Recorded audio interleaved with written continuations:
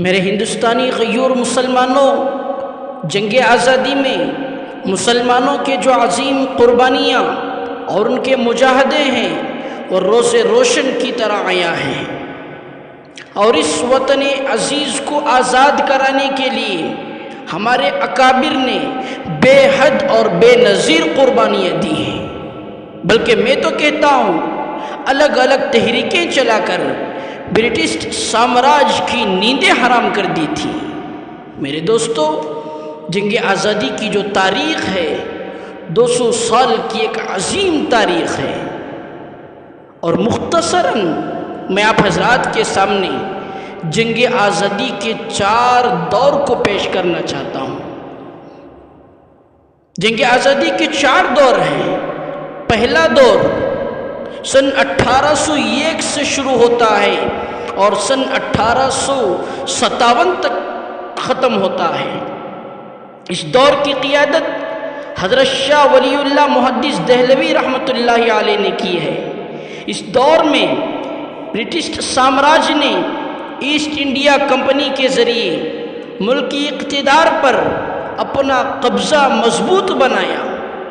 اور اس بات کی کوشش کی کہ ہر طرح سے اس ملک ہندوستان پر اپنا قبضہ جمائے،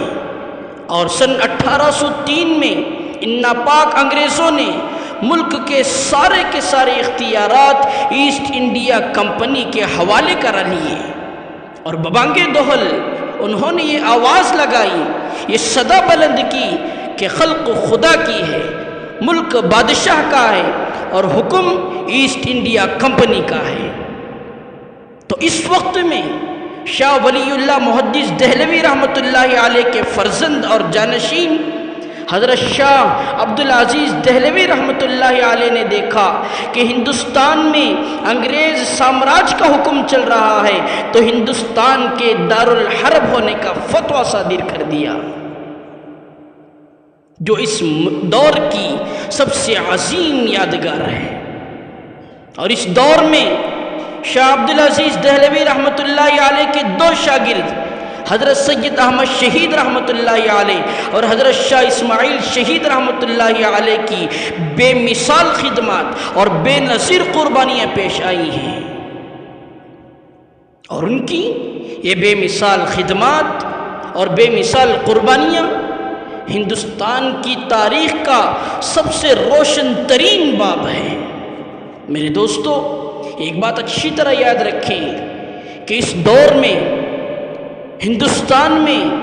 ان انگریزوں کے خلاف لڑائی لڑنے والوں میں، ان انگریزوں کے خلاف علم بغاوت کو بلند کرنے والوں میں، ان انگریزوں کے خلاف جنگ کرنے والوں میں 90% صرف مسلمان ہی تھے، اور جتنا زیادہ مسلمانوں نے اس ملک کی آزادی کی خاطر، اس ملک کو آزاد کرانے کے لیے جتنا مسلمانوں نے خون بہایا ہے، غیروں نے اتنا پسینہ بھی نہیں بہایا ہے۔ جب بھی گلستان کو خون کی ضرورت پڑی، سب سے پہلے گردن ہماری ہی کٹی، پھر بھی کہتے ہیں ہم سے یہ اہل چمن، یہ چمن ہے ہمارا تمہارا نہیں۔ الغرض میرے دوستو، ہندوستان کی جنگ آزادی کا دوسرا دور سن 1857 سے شروع ہوتا ہے اور سن 1911 پر ختم ہوتا ہے۔ یہ دور بڑے امتحانات اور آزمائش کا دور تھا۔ انگریز سامراج نے اس 1857 سے لے کر 1911 تک کے دور میں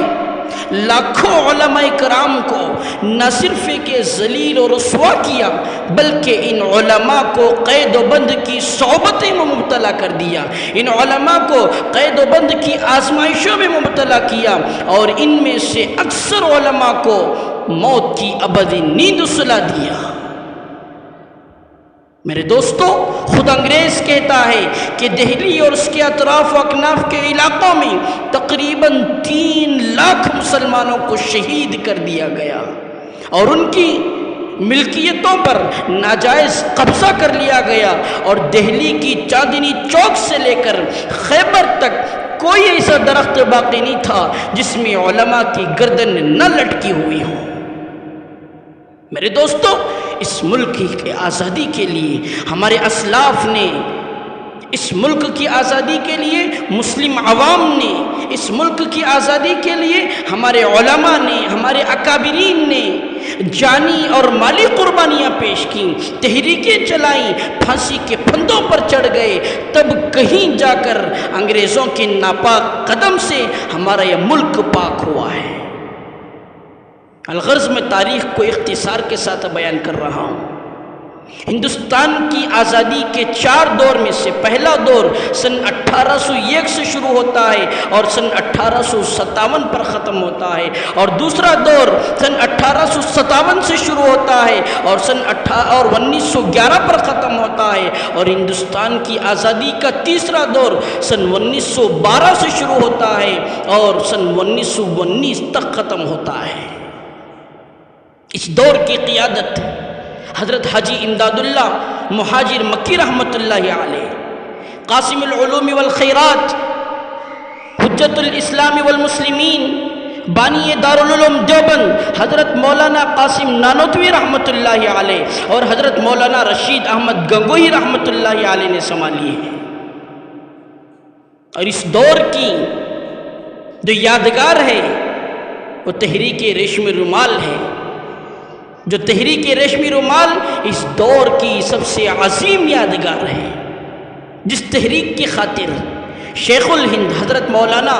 محمود الحسن دیوبندی رحمۃ اللہ علیہ اپنے ساتھیوں اور اپنے شاگردوں کے ساتھ مالٹا کی جیل میں قید کر دیے گئے تھے۔ یہ ہندوستان کی آزادی کا تیسرا دور تھا، اور ہندوستان کی آزادی کا چوتھا دور سن 1919 سے شروع ہو کر 15 اگست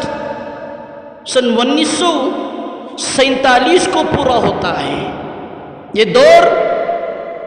ہندوستان کی آزادی کا سب سے سنہرا دور ہے اور ہندوستان کی تاریخ کی ایک اہم یادگار ہے اور اہم ترین تاریخ ہے۔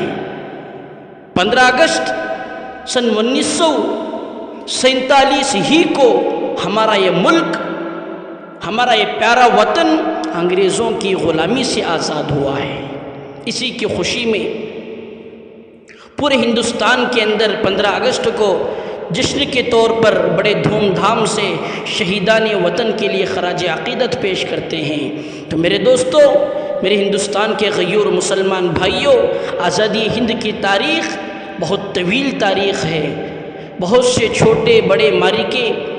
اس میں پیش آئے ہیں اور ان گنت علماء اور مسلمانوں نے اس آزادی کی خاطر، اس آزادی کے لیے قربانیاں دی ہیں۔ ان تمام کا تذکرہ اس مختصر وقت میں ناممکن تھا، اس لیے اس کا ایک ہلکا سا خاکہ میں نے آپ حضرات کے سامنے پیش کیا ہے۔ آج ضرورت ہے اس بات کی کہ ہم مسلمان خود اپنی تاریخ کو پڑھیں، اپنے بزرگوں کے، اپنے اسلاف اور اپنے اکابرین کے کارناموں کو اپنے اولاد کو بتلائیں، اپنے بچوں کے سامنے ان مجاہدین آزادی کا تذکرہ کرتے رہیں، تاکہ ہمارے دشمن جو آئے دن ہمیں غدار بتانے کی کوششیں کر رہے ہیں وہ اپنی ان سازشوں میں ناکام ہو جائیں۔ غیروں سے گلہ شکوہ کرنے کے بجائے خود اپنی تاریخ کو زندہ رکھنے کی فکر کریں۔ اللہ رب العزت سے دعا ہے کہ اللہ تعالی ہم تمام مسلمانوں کو اپنے اکابرین کے طرز پر، ان کے طور طریقوں کے مطابق زندگی بسر کرنے کی توفیق نصیب فرمائیں۔ آمین۔ وآخر دعوانا ان الحمد للہ رب العالمین۔